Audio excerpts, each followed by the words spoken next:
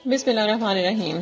Okay, आज मैं करवा रही हूँ जी यूनिट 6 है मेरे पास आपका। ये देखें, 9th class. How are you? कैसी तैयारी चल रही है? आई होप अच्छा कर रहे होंगे। तो फर्दर आपकी हेल्प आउट के लिए ना मैंने ये न्यूमेरिकल्स अपलोड करने लगी हूँ। ये देखिए, वर्क एंड एनर्जी का चैप्टर है यूनिट 6, ठीक है। इसके सबसे पहले न्यूमेरिकल्स करते हैं, फिर हम शॉर्ट क्वेश्चंस आएंगे और उसके बाद जो बुक के टॉपिक्स होंगे ना वो करेंगे, ठीक है। फर्स्ट हम प्रिपरेशन के लिए इस तरह से तैयारी स्टार्ट कर लेते हैं। न्यूमेरिकल्स करेंगे तो काफ़ी सारे कॉन्सेप्ट जो हैं वो रिवाइज हो जाएंगे पूरे लेसन के, ठीक है। तो सबसे पहला न्यूमेरिकल देखें, calculate the work done in pushing a box with 150 newton through distance of 5 metre, ठीक है। डिस्टेंस कितना गिवन है? 5 मीटर। फोर्स है जी 150 न्यूटन। तो कोई भी कन्वर्जन रिक्वायर्ड नहीं है, सब कुछ ऐसा ही यूनिट्स में ही गिवन है। तो वर्क डन हमने फाइंड आउट करना है और फोर्स और डिस्टेंस गिवन है। आपके पास वर्क डन का फार्मूला क्या होता है? W is equals to, question number 1 है जी, find out the work done. Work done क्या पढ़ा था बेटा? वर्क डन का फार्मूला आपने पढ़ा था फोर्स मल्टीप्लाइड बाय डिस्टेंस। के फोर्स ने जितना डिस्टेंस मूव कराया या जितना बॉडी ने डिस्प्लेसमेंट डिस्टेंस कवर किया, उनका जो प्रोडक्ट है उसको हम कहते हैं जी वर्क डन। के काम हुआ है, कोई वर्क डन हुआ है। कोई काम कब होता है? जब फोर्स कोई डिस्टेंस मूव कराती है ऑब्जेक्ट को। एक बॉक्स है, वो यहां से यहां चला गया, उसने कोई डिस्टेंस डिस्प्लेसमेंट कवर किया, ठीक है। तो ये आपने पढ़ा था। अब जो वैल्यूज गिवन है वो बुक से देखें और पुट कर दें। फोर्स है जी 150 न्यूटन और distance 5 metre. Force is 150 newton multiplied by distance क्या है? 5 मीटर। तो ये जब आप मल्टीप्लाई करेंगे तो आपके पास आंसर आएगा 750 जाउल्स। जाउल्स क्या है? Unit of work done. Joule is equals to, joule किसके बराबर होता है? न्यूटन मीटर के, ठीक है। ये दोनों न्यूटन मीटर को आप जाउल लिख देते हैं। तो ये आ गया आपके पास वर्क डन, ठीक है, पहला न्यूमेरिकल। नेक्स्ट की तरफ आते हैं, न्यूमेरिकल नंबर 2। क्या है जी बेटा? क्वेश्चन समझ आ जाए ना तो फिर आप सॉल्व बहुत अच्छे तरीके से कर सकते हैं। क्वेश्चन नंबर 2 देखो, अ बॉय वेइंग 75 न्यूटन, एक बच्चे का वजन है जी 75 newton, jumps up and gains 300 joules of gravitational potential energy. जब वो बच्चा अपवर्ड जंप करता है तो उसकी पोटेंशियल एनर्जी कितनी हो जाती है जी? 300 जूल्स। तो ग्रेविटेशनल पोटेंशियल एनर्जी है, मतलब वो उसने ग्रेविटेशनल फील्ड में काम किया है, ग्रेविटी उस पर एक्ट कर रही थी, तो उसका अपना वेट इतना था, तो उसमें इतनी पोटेंशियल एनर्जी आ गई है। फाइंड द, बेटा आपने पढ़ा है ना कि जब जब हाइट इंक्रीज होती है तो आपके पास क्या हो जाती है? पोटेंशियल एनर्जी होती है mgh। इसका फार्मूला होता है ग्रेविटेशनल पोटेंशियल एनर्जी का। तो जैसे ही उसने अपवर्ड जंप किया तो उसकी पोटेंशियल एनर्जी इंक्रीज हो गई है, तो वो इंक्रीज होकर क्या हुआ? 300 joules. Find the height to which the boy will rise. आपने हाइट फाइंड करनी है कि कितनी हाइट पे। उन्होंने कहा कि उसने जंप अपवर्ड किया है तो उसकी पोटेंशियल एनर्जी इंक्रीज हुई है, ठीक है। जब वो यहां से यहां जंप करता है, इस लेवल से इस लेवल पे आया है, तो उसकी ग्रेविटेशनल पोटेंशियल एनर्जी इंक्रीज हो गई है और उसकी वैल्यू भी उन्होंने आपको बता दी है। क्या वैल्यू है आपके पास जी? वेट ऑफ द बॉय कितना? W is equals to mg। Weight of the boy वो क्या है? 75 न्यूटन, ठीक है। बच्चे का वजन था 75 न्यूटन और 75 न्यूटन बॉय ही गेन्स का एनर्जी ग्रेविटेशन, और उसने ग्रेविटेशनल पोटेंशियल एनर्जी कितना उसने गेन कर लिया अपवर्ड जंप करके? 300 जूल्स। 300 जूल्स एनर्जी गेन कर लिया उसने। Find the height to which the boy will rise. Height आपने फाइंड आउट करनी है। तो ग्रेविटेशनल पोटेंशियल एनर्जी का फॉर्मूला होता है mass multiplied by gravity multiplied by height. अब इस सवाल में आपके पास वेट गिवन है। वेट किसके बराबर होता है?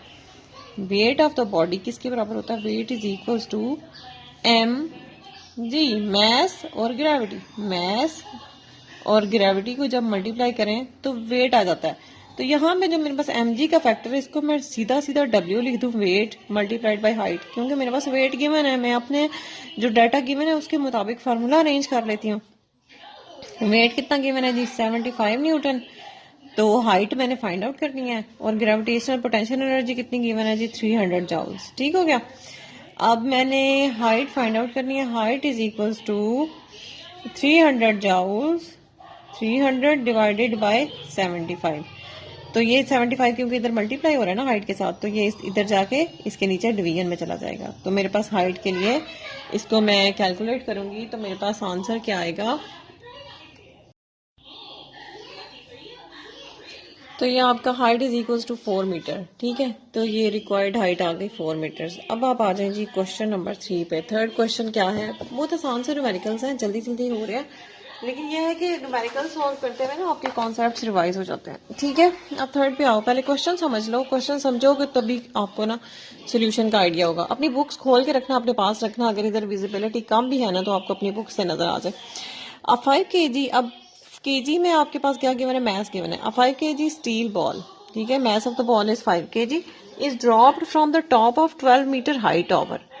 अब बेटा एक आपके पास टॉवर है, तो टॉवर से आपने ना ये इसका है जी मैस कितना, 5 kg। 5 kg बॉल जो थी ना ड्रॉप किया, मतलब वो नीचे की तरफ फेंक दिया आपने, ठीक है।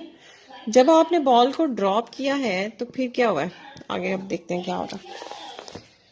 ओके, 12 मीटर हाई टावर से, मतलब ये 12 मीटर इसकी हाइट है इस टावर की। इस टावर से आपने इस बॉल को ड्रॉप कर दिया, तो फिर क्या हो रहा है, what is kinetic energy of the ball on hitting the ground. जब ये जमीन पे पहुंचेगी, ठीक है, कि यहाँ से ये सारा 12 मीटर कवर करके जब ये जमीन पे पहुंचती है तो यहाँ पे इसकी काइनेटिक एनर्जी कितनी है। जैसे जैसे वो हाइट से नीचे आ रही है, हाइट कम होती जा रही है, तो उसकी पोटेंशियल एनर्जी डिक्रीज होती जा रही है ना। जैसे जैसे हाइट कम होगी तो पोटेंशियल एनर्जी क्या हो जाएगी, डिक्रीज होती जाएगी। mgh होता है, जैसे जैसे हाइट कम हो रही है पोटेंशियल एनर्जी कम होती जाएगी, ठीक है। और जमीन पे जब वो हिट करेगा तो वो सारी की सारी एनर्जी, काइनेटिक एनर्जी का फॉर्मूला क्या है, हाफ mv², ये होती है काइनेटिक एनर्जी। तो आगे क्या गिवन है हमारे पास, on hitting the ground with what velocity will it hit the ground, कि वो किस वेलोसिटी से ग्राउंड को हिट करेगा, ठीक है, कि वो किस वेलोसिटी से। आप अब यहाँ पे मेरे पास क्या है, mass of the ball is 5 kg, और इसकी जो है वो हाइट कितनी इसमें गिवन थी, 12 मीटर, और काइनेटिक एनर्जी हमने क्या करनी है, फाइंड आउट करनी है।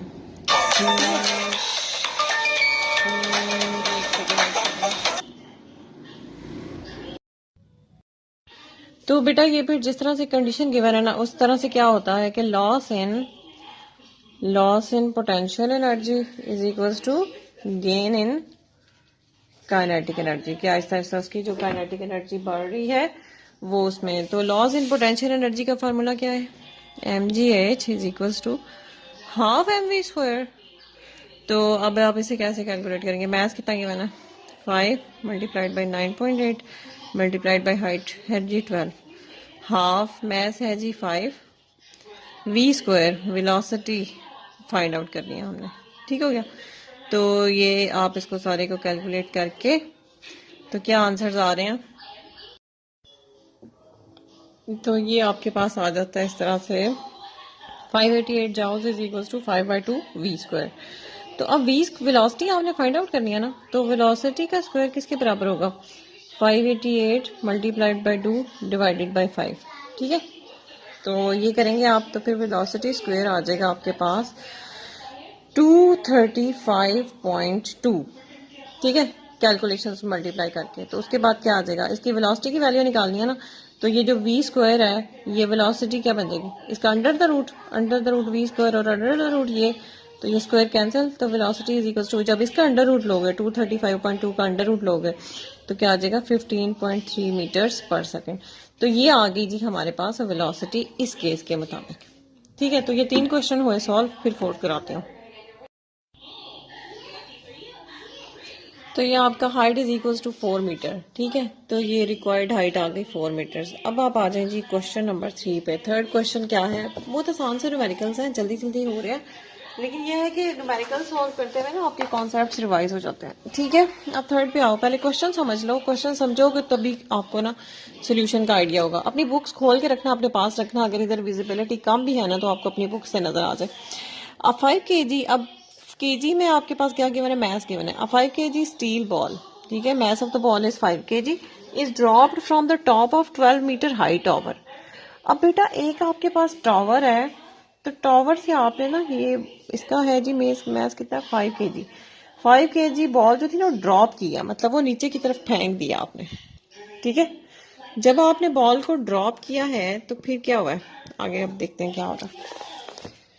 ओके, 12 मीटर हाई टावर से, मतलब ये 12 मीटर इसकी हाइट है इस टावर की। इस टावर से आपने इस बॉल को ड्रॉप कर दिया, तो फिर क्या हो रहा है? What is kinetic energy of the ball on hitting the ground? जब ये जमीन पे पहुंचेगी, ठीक है, कि यहाँ से ये सारा 12 मीटर कवर करके जब ये जमीन पे पहुंचती है, तो यहाँ पे इसकी काइनेटिक एनर्जी कितनी है? जैसे जैसे वो हाइट से नीचे आ रही है, हाइट कम होती जा रही है, तो उसकी पोटेंशियल एनर्जी डिक्रीज होती जा रही है ना?